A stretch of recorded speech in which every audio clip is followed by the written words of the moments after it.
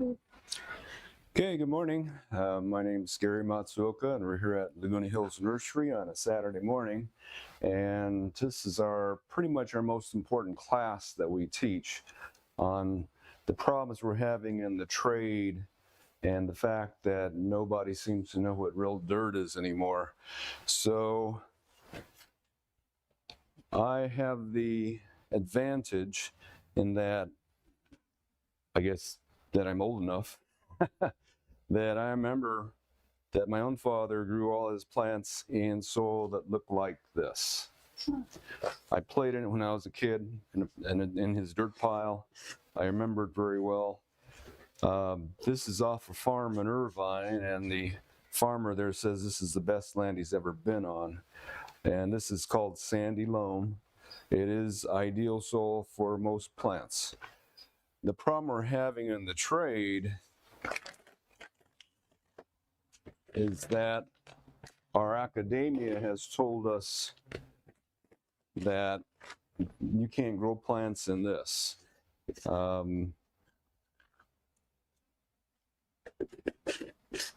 Because it has no nutritional value, and they're right. It's the role of soil is not for nutrition. It's your home.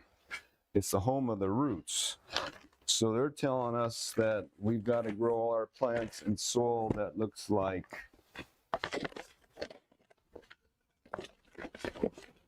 this, which this doesn't look anything like that. This is pretty much about 90% ground up dead plants, and they're expecting us to do well with that soil. That's according to them, it's state of the art because this is full of nutrition. Well, it's not really. I mean, this is mostly bark, and I don't know many plants that actually eat bark.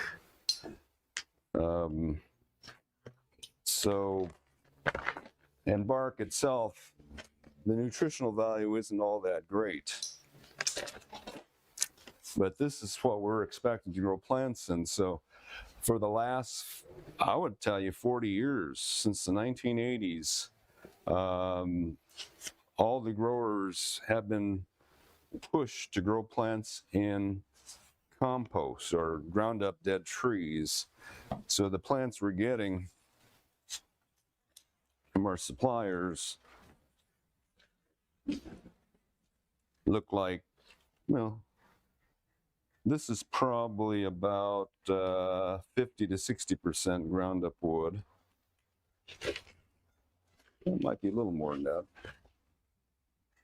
This is actually one of my better growers because their soil doesn't shrink quite as badly as others. So plants have trouble growing in, well, they're not at their best when they're growing in ground up dead trees.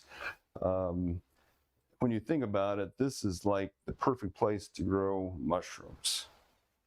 Ground up dead trees, that's how you grow mushrooms. It's not how you grow plants. This is the soil for plants. And we figured this out back in the early 90s. So in the 80s, we were having all kinds of trouble. So my dad called in the ag department because we were getting a lot of plants that were rotting in the pots. And up until the 1980s, we had watered our entire nursery on a daily basis. And the ag department says, oh, it's simple. You can't water your plants every day. And my dad turned to me and he says, you figure this out. I've been watering my plants every day for the last 30 years. Why is it suddenly not working? So it took us 10 years. I met up with the soil scientist, and he says, yeah, this is not soil. This is soil. So soil, if you heat this up really good, you're going to get glass. So soil is pretty much quartz, melt quartz, you get glass. And that's what soil is. This is maybe 95% quartz. So that's soil. This has got a little bit of quartz in it. The white specks in there, perlite is quartz. Now, the reason why they can get away with this is some plants are more tolerant than others. So what I did here is the plants on this side of the table, this side of the room, are much more tolerant of poor soil. Basically, it's a lack of oxygen in the ground. So one thing to know about plants, what the roots need on a plant. So let's say you got a tree up here and you got the roots down below.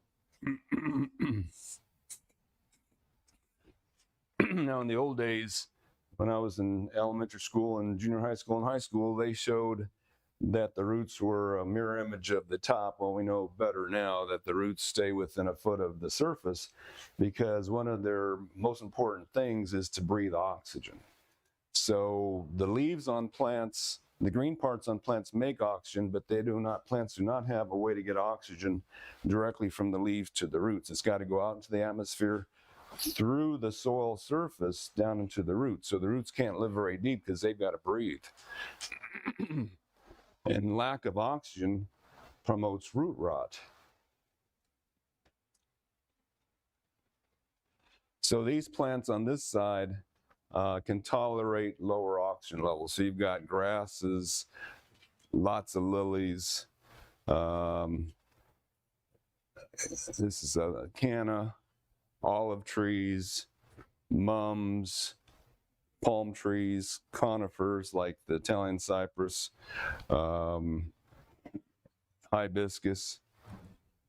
This side, we've got the plants that are super sensitive to lack of oxygen. And what's interesting, a lot of these are water plants. So this colocasia lives in a pond. But it rots really easily if your pond doesn't have enough oxygen in it. And the best way to take the oxygen out of the pond is to throw a handful of compost in it. So people who work with ponds and fish know that if they have any dead stuff in that pond, they're going to lose their fish because the fish can't breathe. And the plants can hold their breath a little longer than fish can, but not forever. So a lot of these water plants, like this caladium, real sensitive to compost in the soil. I still remember a major grower, I was complaining to their sales rep, this is a water plant. I shouldn't be able to overwater it. Yet this thing rotted on me. And he couldn't, he was dumb, he couldn't explain it.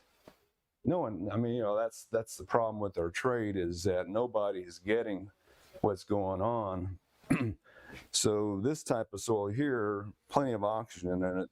This type of soil, because these are things that died fairly recently too. As you get it moist, it tends to consume oxygen, even though it's done with its real fast decomposition. It's still decomposing, and if this thing is totally wet, the water in here has no oxygen. The only way to get oxygen into a soil that's compost is to make sure that the water is gone, which means you got to let it get totally dry so that the air can get back in, because the water in the compost has got no oxygen. So there can't be any water left in this. Whereas in a soil that's almost pure sand like this, you can have this really wet, but this is not stealing the oxygen out of the water. So plants can live pretty much underwater in that type of soil, in a sandy soil. So these are the plants that need more oxygen. A lot of the California natives are here. Native white sage, galvesia, mimulus. You get compost and soil around them, they just rot away.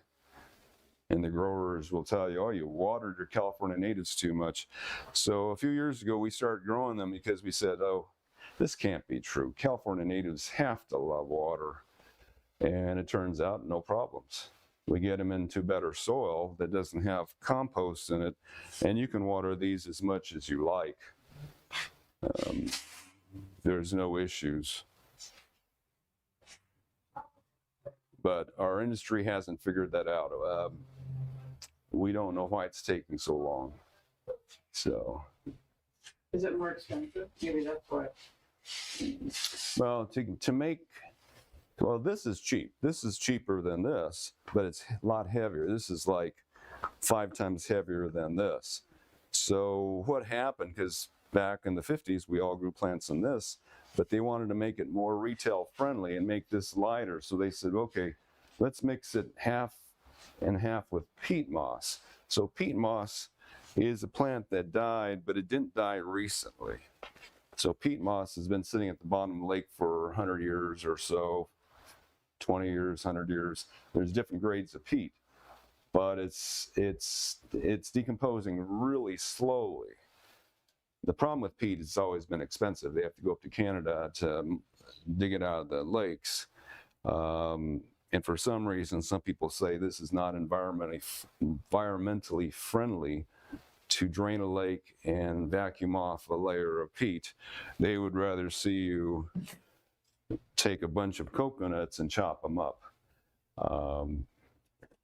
So a lot of the people who promote coconuts, which are people in Sri Lanka, tell you that this is really bad for the environment because this is renewable, but to us, this is too fresh. This just got killed. And when things just get killed, they're packed with tannins. So wood has this, like this piece of wood here, has tannins in it to prevent rot. So it's, and they're also colored. So bark is loaded with tannins. You put water through bark and this red stuff comes out. Those are the tannins that are in the bark trying to keep it from rotting. So that's what we don't like about coconut coir, because when we grow things in coconut coir, they come out orange colored. All the foliage comes out orange colored. Rice hulls aren't bad. So rice hulls are 90% silica. Almost the same thing as silica dioxide. So rice hulls are one of the few organic matter that we know of that can be used as a soil substitute. The problem with rice hulls, they're very light. You get a good wind blowing and it's just all over the place. So it's a little bit problematic there. So back in the 80s, we were totally, we didn't know what was going on. So it took me 10 years to figure it out. So we talked to a NASA soil scientist sending up soil into the space shuttle, and they said, your industry doesn't know what it's doing. He couldn't convince anybody that they're not using proper soil. But I listened to him because I was not happy with the results we're getting from plants. I mean, you water them a lot, they rot. It didn't seem right. Then you don't water them a lot and they dry up. It's like, at that time in the late 80s, I didn't know how anybody can handle growing plants, because you water every day, they rot. You water every 2 days, they can be totally dry. It was just too sensitive. So we had to make up all these rules in the late 80s how to water a plant without rotting it out. So we would have to wait until the total surface of the soil looked dry. Once the surface looked totally dry, we knew that the soil at the bottom was no longer saturated, so the air can actually get in.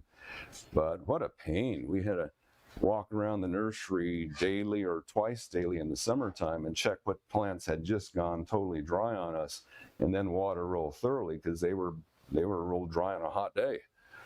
But the soil scientist told us, he said he was surfing in Hawaii. He noticed that how lush Hawaii is. He said a lot of Hawaii is just pure volcanic rock, which is quartz. So he says, yeah, they don't need any organic matter in the soil. So for the space shuttle, they're setting up spun glass. He was working with natural pumice, but he says, yeah, you can't put this in a space shuttle. It floats around the cabin. So they were using spun glass, quartz, as the soil, and I guess that's what they still do, kind of a foam glass soil. So he couldn't convince the nursery industry that he was right, but we started doing our own research in the early 90s, and At that time, we were selling an organic potting soil called Uncle Malcolm's potting soil, and that was supposed to be the top of the line in those days, full of nutrition. So one of the first things we did is we grew strawberry plants in Uncle Malcolm's potting soil, pot this big. And another pot, we just put pure sand in it. And in the Uncle Malcolm's potting soil, the strawberry plant grew about 8 inches across. In pure sand, it was over 2 foot wide. We're going, okay, we can't sell this anymore. This is too, it's just too weird that things grow about 1/10 the volume in this potting soil we're selling versus pure sand. Now we knew that we couldn't sell pure sand. I mean, most sands are too white. They don't look rich. We didn't think we could convince anybody to even lift a bag of sand. So we asked the guys at UC Riverside, what is the lightest version of quartz in nature? And they did tell us it's pumice. Pumice rock is 70% air by volume. So we started with pure pumice, but even pure pumice is a bit heavy and it doesn't hold enough moisture to last a hot day. So we asked the guys at UC Riverside, what natural material holds water the best? And they said peat moss. So we combined the pumice and the peat. This is back in early 90s, and everything grew in that. We were just amazed. As well as they did in pure sand, they did in this combination. And so we call it, because it was half peat, which is somewhat acidic, we called it our acid mix. We were going to change the name, but everybody said, well, we know it works, just keep the name. So for a few years back in the 90s, this was in the Marijuana Grower's Handbook as one of the best potting soils to grow marijuana in. So we'd have these cars pull up and put 20 bags in their Cadillac. So interesting that way. But we did notice, because peat moss isn't quite permanent and it tends to blow away when you water it, that our acid mix was shrinking maybe 15% the first year. So we wanted to make something more permanent. So we added more permanency to it and took out some of the peat. And that became our top potting soil. So we added a little bit of sand. We couldn't put too much because of the weight. We added a little more perlite, which is man-made pumice, but it tends to be lighter. And we did add some charcoal. So charcoal would be great if it was cheaper. I mean, charcoal is really expensive, $50 per cubic foot wholesale. But charcoal is what makes the rich black souls of the world rich and black. So unfortunately, in the trade, we see a lot of articles written that say, put a lot of compost in your soil to make it rich and black. Well, when you add compost to make it rich and black, it's because you're creating sewer gases. Not enough oxygen to decompose this when you bury it in the ground. And so you've got sewer gases forming, which are toxic to roots. So you're just killing your soil when you're adding compost to it.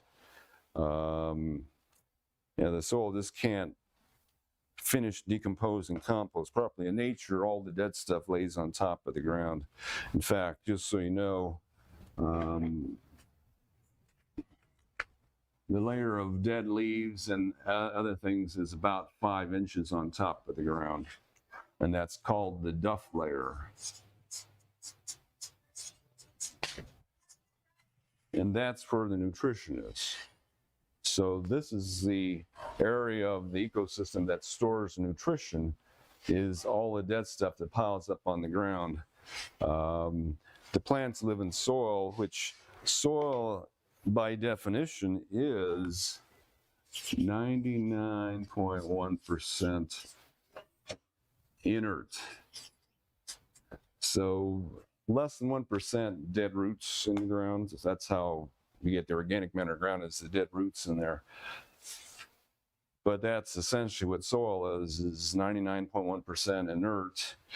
Our top pot isn't perfect, but it's the closest way, the best thing we can do to get the weight down.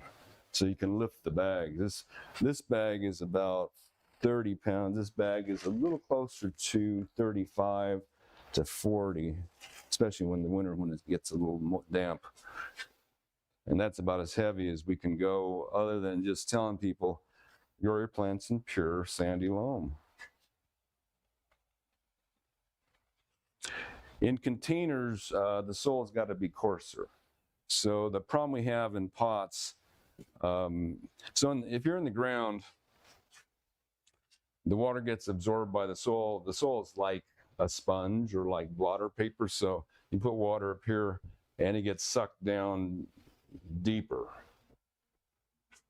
So the ground is better draining than a pot. The pots we use are totally non-porous. So water will sit at the bottom pretty, if this was this soil in it, the water table in here would be pretty high. So, because soil has such a good, but absorbs water really well. It'll absorb it to the point where gravity can't pull out the last couple inches of water. So in order to make it a lower water table in a pot, especially a non-porous pot, we've got to make the soil coarser so it can't hold the water. And that's another reason we did this. So our test plant that we wanted to make sure it worked was gardenia. Gardenias have a bad reputation. So we said, okay, if a gardenia will grow in a pot of the soil mix that we made for 3 years, and we had it in a pot that was only about 8 inches across, and the plant was like 3 or 4 foot tall. It was doing really well in that pot. We were real happy with it. They said, okay, this is the soil mix that we're going to use, and we pretty much grow everything in the same soil. So good soil will grow pretty much any plant.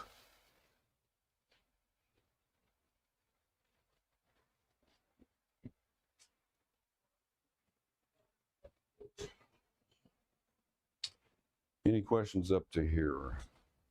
So if you have an established flower bed, would you put that based on top of that to kind of work it in, or what would you do if something's already established? Well, it depends. If it's been messed up by compost, sometimes you just got to get rid of it. Really? Okay. So I learned all this back in the 90s. I had just bought a house, didn't know anything about dirt, called up my local soil company because I had all these raised beds in the backyard. I needed 17 truckloads of what they told me was the proper soil, which they said was 60% sandy loam and 40% compost. So thinking that they were the soil experts because they've been in Orange County for 70 years, I bought in their what they called their topsoil. That's 40% compost, filled up all my beds, 17 truckloads. And after about 6 months, my plants started rotting and falling over. I'm going, this hasn't happened to me before. I blamed myself for a while, and then finally when I met that soil scientist, I go, okay, this company apparently doesn't know what they're doing.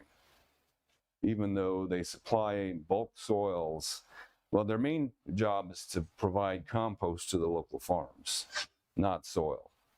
But they think that good soil has a whole bunch of compost in it, whereas real soil is only 0.9% compost, and they make theirs 40%. So once I learned that, I spent 10 years removing 170 cubic yards of dirt from my yard, about a half a yard a week, which is what our trash bin can hold. So I learned my lesson, and we replaced it with sandy loam. And what we did notice when I was digging the soil with compost in it out, the roots that were going in there, I was finding about 1 root for every 6 inches of soil. going through that composty soil. We replaced it with this, and within a few months, I dug that soil, and I was finding 1 root every 1/4 inch. So that's the problem with compost soils, is not enough oxygen to support much root. Whereas natural soil, just loaded with roots. So if you were starting a new flower bed, would you use that acid mix, or would you use the top? well, if you're wealthy, you could. Okay. We have wealthy customers who will buy, 70, 120 bags at a time. It's lighter than this. So it is easier to work with than real dirt, but this is like 1/10 the price. And this is perfect soil. I mean, if, a farmer would just dream about having this soil on his property. So any plant can grow in. I mean, people who live where this soil is natural, like along the Santa Ana River, Anaheim, Garden Grove, this is their soil, and everything grows because it's so full of oxygen. The air can get through this very well. Whereas if you have clay, so the worst combination is clay plus compost. You put compost in clay, you pretty much wipe it out. It can't support any roots. I mean, they keep telling us you add compost to clay to make the clay better. Well, it's totally killing it. I mean, so my first house back in the 80s, we didn't know this stuff, so I tilled in 4 inches of compost into my lawn, and a few years later, I dug up some of the grass and noticed that the roots were only a 1/2 inch long, and I thought, boy, these sod people don't know what they're talking about. They said this grass will go down, roots will go down 3 feet. I'm getting 1/2 inch. But I had put 4 inches of compost and tilled it into the soil. So that's as deep as those roots could live. So, the lawn looked fine. Grass can live with a 1/2 inch root apparently. But yeah, that was my first inkling that something was not right when they told us to put 4 inch, there was 2 schools of thought at the time. A lot of the old landscapers said, do not put compost in the ground. And a lot of the new landscapers who had learned from the University of California says, oh, you want to put 4 inches in. So I thought the new guys were the ones to listen to, and apparently it's the older generation that knew what they were doing. So yeah. So what do you use? What's the difference between what you would use? We use top pot to grow plants in containers for permanent situations. So if you have an orange tree in a pot and you want to keep it there for 10 years, use top pot, it doesn't shrink. So this stuff, because the peat moss is only 35%, it doesn't shrink. If the peat moss is 50%, in that one, not only does it blow off easier, but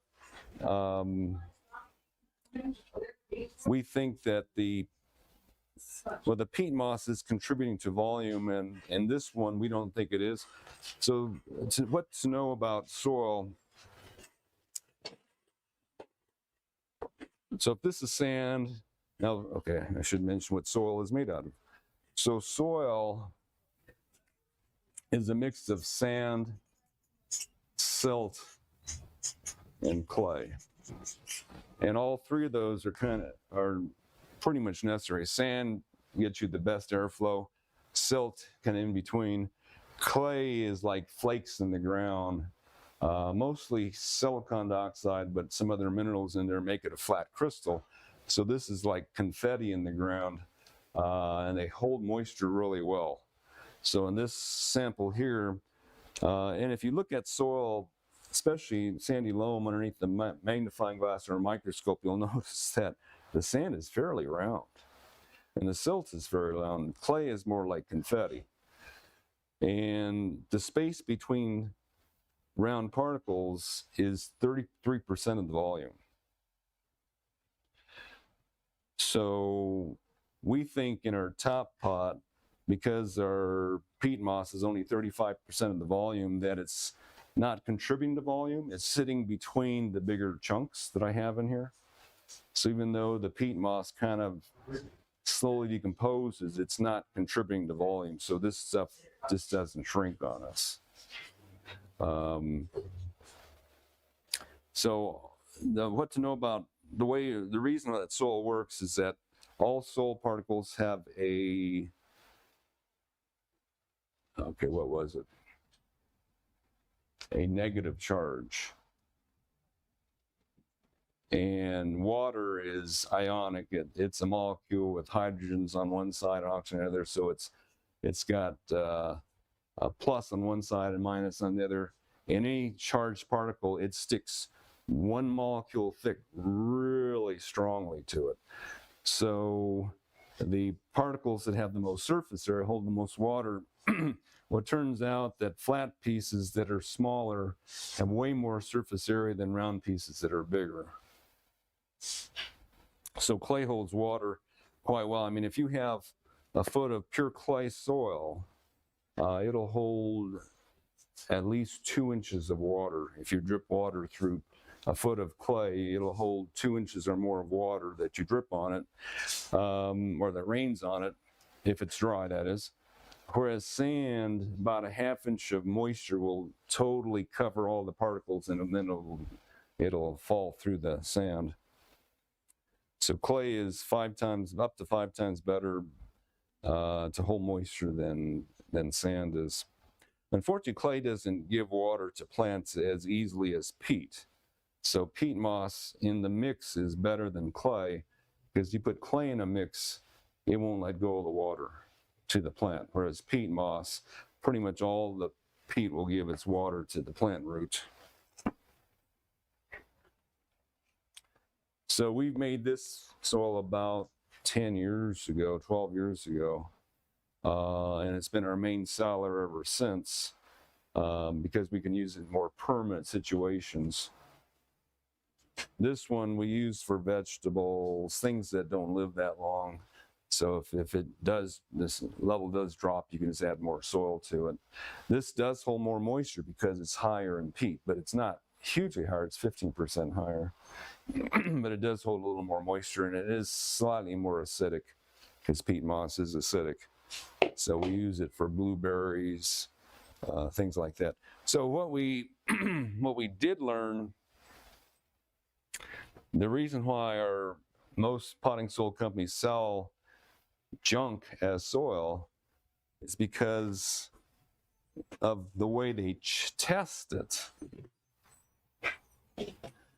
So, yeah, it is really strange. So the plant that's most tolerant of compost around its roots, tomatoes. If you've ever had a compost pile, tomatoes will grow in a compost pile. Most other plants would just die in it, because the compost is trying to eat up the plant.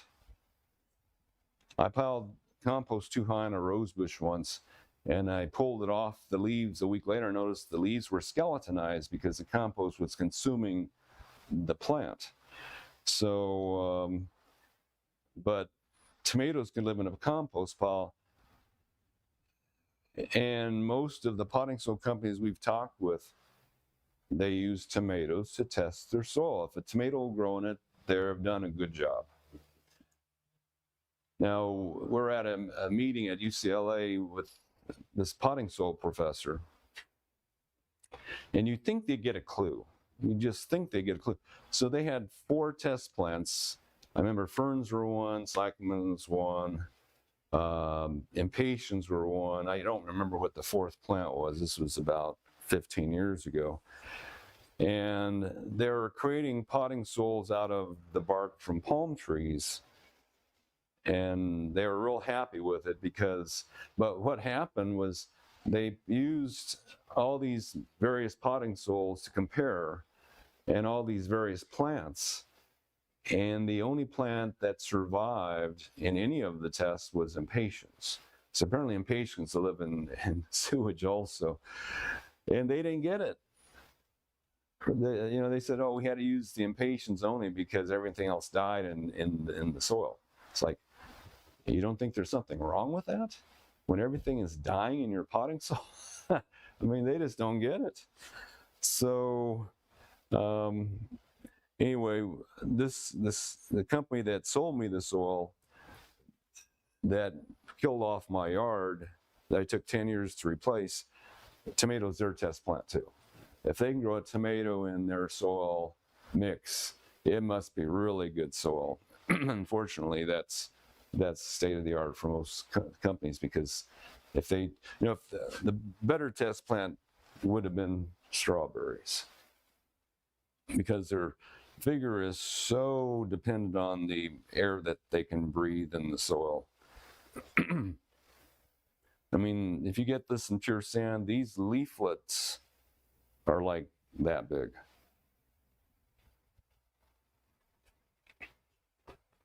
So if you buy a plant and want to put it in the ground, If your soil looks like this, you probably will be fine. if it doesn't, Then you can put, so one of my friends who was a contractor for decades and decades said whenever he planted anything, he just surrounded it with sand and it didn't die. okay. So you can do that. You can surround it with our soils. They're a lot more expensive than sand. But sand, that's what he did. And did real well with that. What's the difference in the cost of the two? These are both $20. And we do discounts on volume. You get 5, you get 10% off, $18, 10, you get 15% off, which is 17. I mean, it just seems to me because it's higher quality and it's more expensive, that's why they're selling all the Miracle-Gro, because it would cost them more money to make up True. like that. And Ground up wood is a material that's in abundance at sawmills, so they use it. But yeah, we don't get why they haven't figured out that it doesn't work. I don't think they care. You know, Well, it's the organic movement too. That it all started with the organic movement in the '80s, that they can recycle dead things and grow plants in it. Not many plants, but they, plants on this side of the table you can grow in it. Can't grow anything on this side. The most sensitive plant we've ever seen is lavender. One of the first times we started growing our own lavender, because everything from our growers would rot out within a few months. We got these little tiny lavender plants and little tiny root balls from a propagator, but they were using bark as their propagation material. And all the English lavenders, well, 70% of them died. We're going, okay, we got to find a different propagator that doesn't use ground up bark in their mix. And most propagators do not. We haven't found many propagators out there that are stupid enough to use ground up dead trees to grow plants. And almost all propagators use a mix of peat and perlite, because it won't rot their plants. So the propagators know what they're doing, and then they sell the plants to the growers and they put it in pure compost. I mean, there's a lot of big name growers that use 100% compost and they think they're doing a great job. I remember this was about 20 years ago at my previous house. I had planted all these plants from my different wholesale nurseries, and everything from this grower died in 3 years after I installed it. Everything from another grower died in 5 years, within 5 years after I installed it. But 2 of my growers, the plants never died. I had them for 20 years, never died. And those were the growers that didn't use compost, or at least didn't use compost that decomposes fast. So one of the growers was using 75% redwood compost and 25% sand, but redwood is really slow to decompose, really slow, versus bark or pine shavings or anything like that. So I didn't have any problem. The other company used peat and perlite only. And of course, unfortunately, both of those growers went out of business. So I don't have a single grower now that I totally trust anymore. And that's why we're growing more and more of our own plants. because we don't want to sell stuff that we know is doomed. It's just crazy. I So mean, if you buy something like that, take it out of the pot and shake as much of the dirt off and put it in a pot with this. Is that going to preserve it? well, some plants don't shake well. I know they don't. So what we found is that when we tried to fix the gardenias we got from our growers, we lose over half. We said, okay, it's not worth it. Avocados, we lose over half. So we now buy avocados in little seed bags that were grafted, that are in peat moss and perlite only, and we have much better luck with those. And we do a lot of our own gardenias from cuttings that we take. I mean, gardenias have turned out to be one of the easiest plants to propagate. You cut a piece of stem off, you stick it in our soil, it grows. It's just really weird. We're going, okay, it's one of the easiest plants we've ever, I would tell you 95% of all the cuttings you take on a gardenia root and grow. It's just really weird that the plant with that bad reputation is so easy when the soil is done right.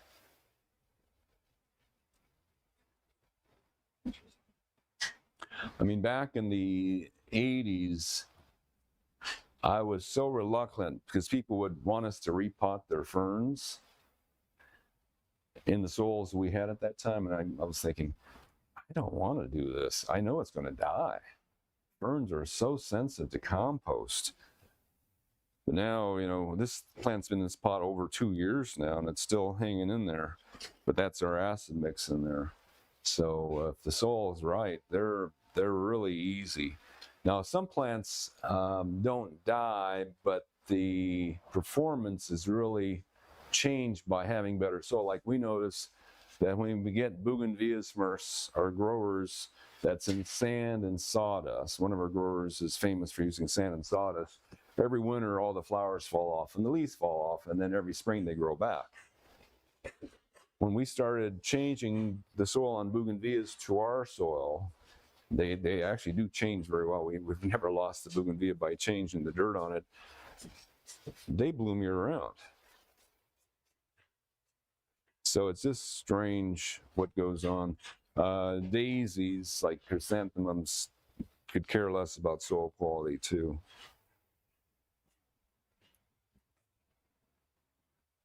Any other questions? So when we change soil, now that soil scientist actually was doing it himself, and he used an ice pick and took like 40 minutes to an hour to take all the soil off a plant. And I was going, well, this is just too long. So in the 90s, we found that, and we looked it up. I mean, there are nurseries that ship plants around the world, but you can't ship dirt around the world. So they came up with a way just to hose it off. So it turns out that water is the most gentle way to remove soil from a plant, except you're using a lot of water for that. So, but for the 10 years in the 90s, I would just sit in the back of the nursery, which we were right above a riverbed, and I would just take my hose with the little valve on the end of it and turn it so it'd just be a sharp stream of water and just slow, well, it was actually faster than a pick. Just blast the soil off the plants. What we would do is shade them for half a day, not full day of shade. If you put them in full day of shade, they just poop out. They need some sun on them. But a half a day of shade for 2 weeks, because they told us that it takes 2 weeks for a plant to recover from having all the soil removed from its roots.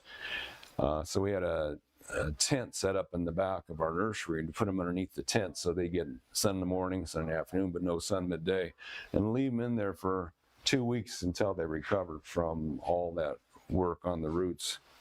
And then my son, just 10 years ago when he was working for us, came up with an even faster method because we didn't want to waste the water. This was during a drought time. So he took the citrus out of the pots and then just dropped the root ball on the ground. I heard this banging. I'm going, what is he doing? But I didn't want to discourage him. I want to see what would happen. never lost a single leaf on those citrus. They can take a beating.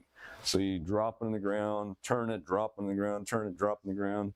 And then after about 20, 30 seconds of that, he would hold the trunk, just tap with his hand, and all the soil just fall off the roots. And then he would put it back in the pot, put our top pot around it, put against our wall so they get less than a full day of sun, and 2 weeks later we'd sell them. And at that point, they no longer showed, like my first job in my dad's nursery was to try to keep the citrus green, because if you water them every day, the leaves after just a few days of that would turn yellow. But if you watered every 2 days, they would dry up and roll up and fall off. So I had to figure out how to water the citrus, which meant I'd have to go out there twice a day and see the exact moment that root ball dried and watered. And what a pain. But once we changed it to our soil, immune to overwatering. Totally immune to overwatering. So there is no such thing as overwatering. My dad's nursery, I mean, he had watered everything every day for the first 30 years.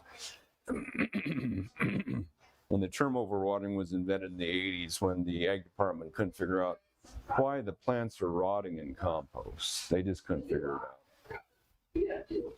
And for some reason, to this day, our academia still promotes compost as soil. Someday that's going to change. I mean, we don't know how soon.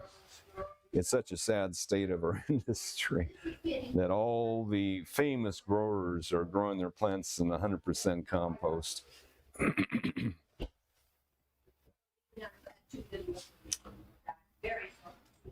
Any more questions? So next week we'll go over installation practices. So again, if you take one of these plants that's in compost, now some of these things like these lilies, they just don't care.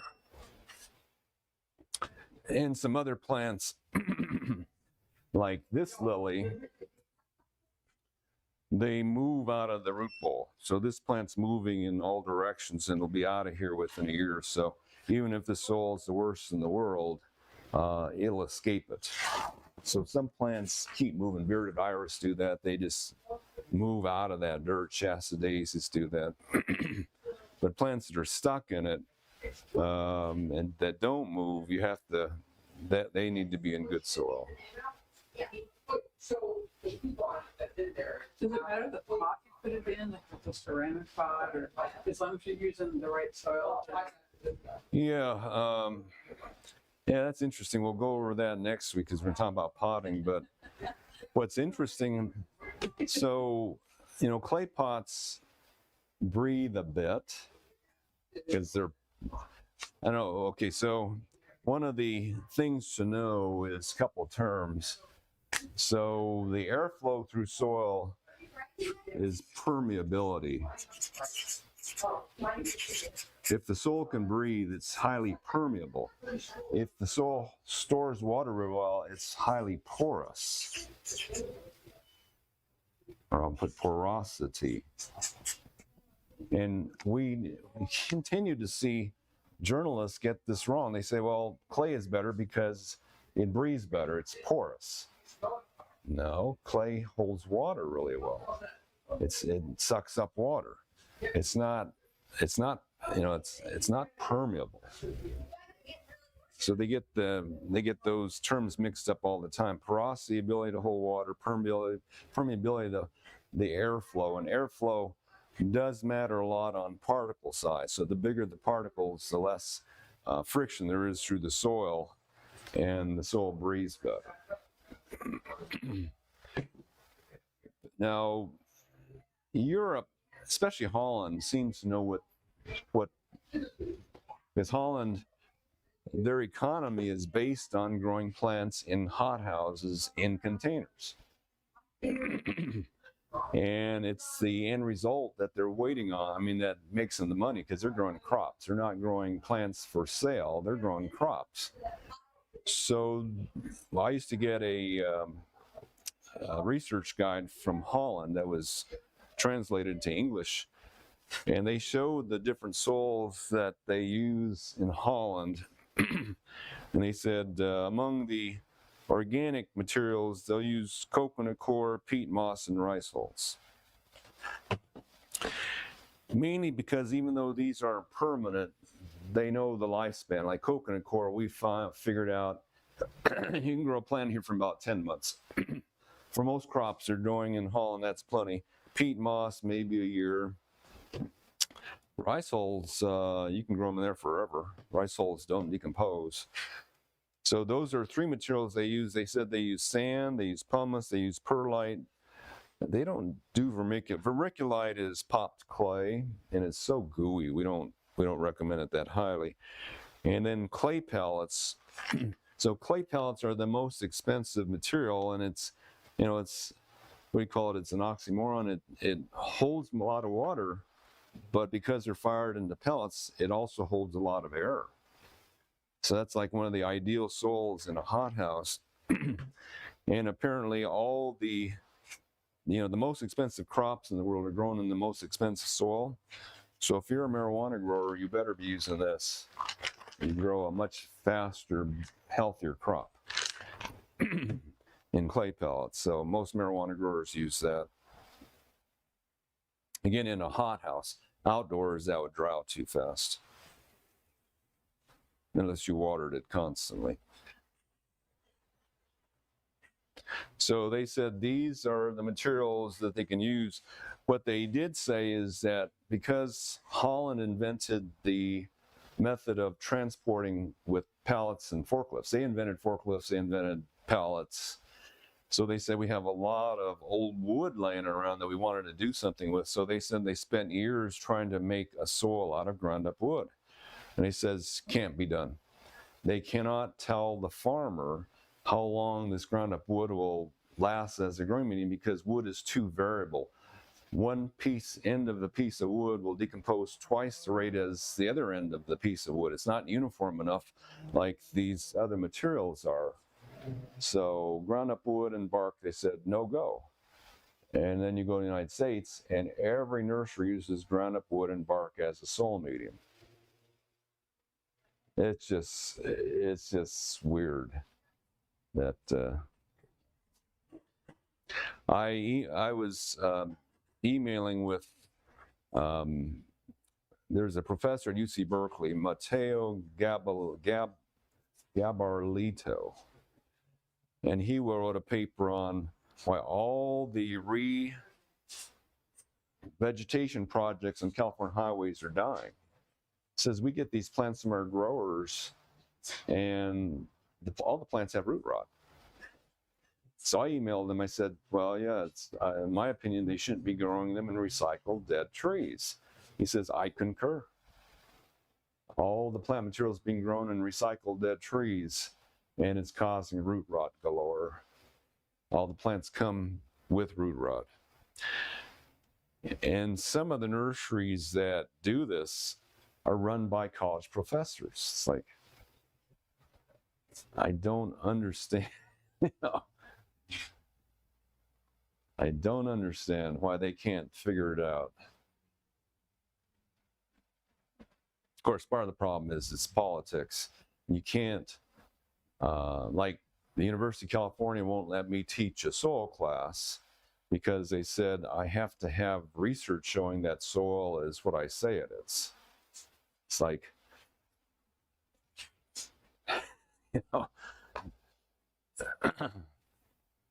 it's like they need research to prove that sand is sand and silt is silt and clay is clay. Whereas this, I tell them, is not, but they need research to prove it. So that's politics for you. I was at a seminar at Cal State Fullerton talking about soils, and a University of Oregon professor was the next speaker, and she said, don't listen, this guy doesn't have a PhD. That's our academia. Now, Sunset Magazine was kind enough, one of the editors of Sunset Magazine came up to me about 5 years later and said, you might be happy to know that college professor got fired because her research did not support her theories. And now I look at her website and she's totally changed to my way of thinking. Send her an email. Oh, I won't touch it. You know, they got all these college professors have egos. So, and what's interesting too, so the master gardeners in California won't let me speak because, I guess because I'm not a college professor, but one of my employees who's a master gardener sent me photos, and they're showing our classes that we're recording at their classes, because the people who run that place know that they're telling untruth. So they're actually showing my soil classes at the University of California. So somebody's listening. Heads of departments maybe not, but somebody's listening. Any more questions? That's great. Thank you. All right, thanks.